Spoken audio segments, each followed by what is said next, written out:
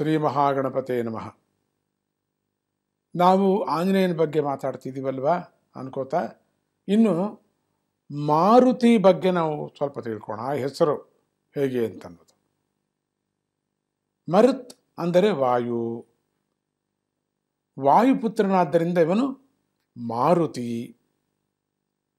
ಮರುತ್ ಅನ್ನುವ ಶಬ್ದಕ್ಕೆ ದೇವತೆಗಳು ಅಂತಕ್ಕಂಥ ಅರ್ಥ ಕೂಡ ಇದೆ. ಸಮಸ್ತ ದೇವತೆಗಳ ಅಂಶವೂ ಕೂಡ ಅವನಲ್ಲಿರುವುದರಿಂದ ಅವನು ಮಾರುತಿ ಅಂತ ಹೇಳ್ತಾರೆ. ರುತಿ ಅಂದರೆ ದುಃಖ, ದುಃಖವನ್ನು ನಿವಾರಿಸ್ತಾದ್ದರಿಂದ ಅವನು ಮಾರುತಿ ಅಂತ. ನೋಡಿ, ವಾಯು ಹೇಗೆ ಬೀಸ್ತಾ ಇದೆಯೋ, ವಾಯು ಹೆಂಗೆ ಕಾಣೋದಿಲ್ವೋ ಅವನ್ನು ಸ್ಮರಣೆ ಮಾಡ್ತಕ್ಕಂಥವರು ದುಃಖವನ್ನು ಕೂಡ ಕಣ್ಣಿಗೆ ಕಾಣದೇ ಇರುವಂಗೆ ಮಾಡ್ತಾನೆ ಅಂತ ಒಂದು ಅರ್ಥ ಆಗುತ್ತೆ. ಅದಕ್ಕೇ ನಮಗೆ ತುಂಬ ಸಂಕಟ ಬಂದಾಗ, ಕಷ್ಟ ಬಂದಾಗ ಮಾರುತಿ ಅಂತ ಹೇಳ್ತೀವಿ ನಾವು. ಅಪ್ಪ, ಬೆಟ್ಟದಂತ ಬಂದ ಕಷ್ಟ ಸಣ್ಣ ಹಿಡಿ ಒಂದರಲ್ಲಿ ಹೊಟ್ಟೋಗ್ಬಿಡ್ಲಿ ಹಾಗೆ ಅಂತ ಹೇಳ್ತೀವಿ. ಮುಷ್ಟಿಯಲ್ಲಿ ಹೊಟ್ಟೋಗ್ಬಿಡ್ಲಿ ಹಾಗೆ ಅಂತ, ಕರಗೋಗಲಿ ಅಂತ ಹೇಳ್ತೀವಿ. ಹಾಗೆ ನಮಗೆ ಕಷ್ಟ ಬಂದಿರತಕ್ಕಂಥ ಸಮಯದಲ್ಲಿ ಮಾರುತಿ ಅಂದರೆ ಸಾಕು. ಗಾಳಿ ಹೇಗೆ ವೇಗದಿಂದ ಬೀಸಿ ಕಾಣೋದೇ ಇಲ್ಲ ಕಣ್ಣಿಗೆ, ಹಾಗೆ ಹೊಟ್ಟೋಗುತ್ತೆ ಕಷ್ಟ. ಇನ್ನು ರುತಿ ಅಂದರೆ ಧ್ವನಿ, ಮಾ ಅಂದರೆ ಲಕ್ಷ್ಮಿ, ಮಂಗಳಪ್ರದವು, ಓಂಕಾರ ರೂಪವೂ ಆದ ಧ್ವನಿಯನ್ನು ಮಾಡ್ತಾನಾದ್ದರಿಂದ ಅವನ ಹೆಸರು ಮಾರುತಿ ಅಂತ. ಓಂಕಾರನಾದವನ್ನು ಮಾಡ್ತಿದ್ದಾನೆ. ಅಥವಾ ಲಕ್ಷ್ಮಿಯ ಧ್ವನಿ ಅಂದರೆ ಲಕ್ಷ್ಮೀದೇವಿ ಜಪಿಸುವ ನಾಮ ಮಾರುತಿ. ಹನುಮಂತನು ವಿಷ್ಣು ಸ್ವರೂಪನಾದ್ದರಿಂದ ಮಾರುತಿ ಅಂತ ಕೂಡ ಹೇಳ್ಬೋದು.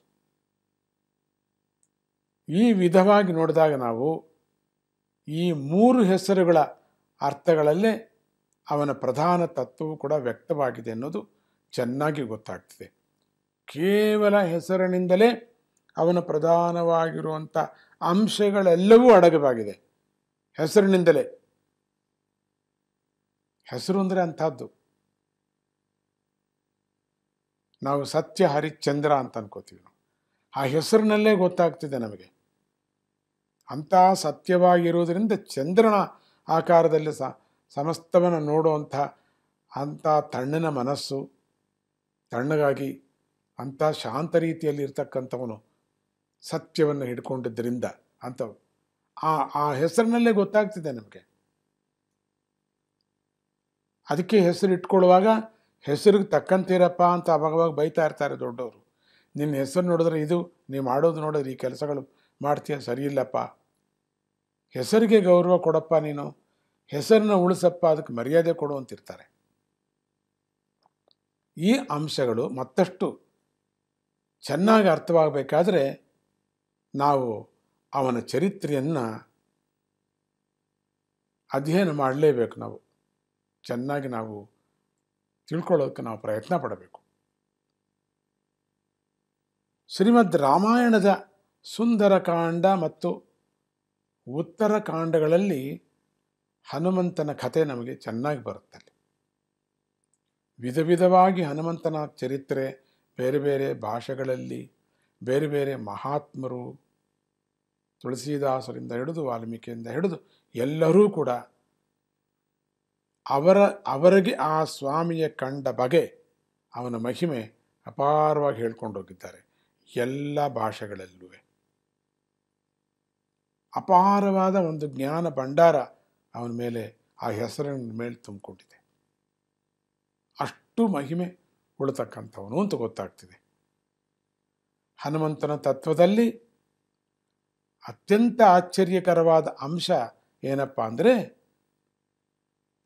ಪ್ರತಿ ತ್ರೇತಾಯುಗದಲ್ಲೂ ಒಬ್ಬೊಬ್ಬ ಹೊಸ ಶ್ರೀರಾಮ ಹುಟ್ಟುತ್ತಾ ಇರ್ತಾನೆ. ಇದೇನಿದು, ಯುಗದಲ್ಲಿ ಬೇರೆ ಬೇರೆ ಶ್ರೀರಾಮ ಅಂತಿರಲ್ಲ ನೋಡೋಣ ಮುಂದೆ ಅದೇನಾಗುತ್ತೆ.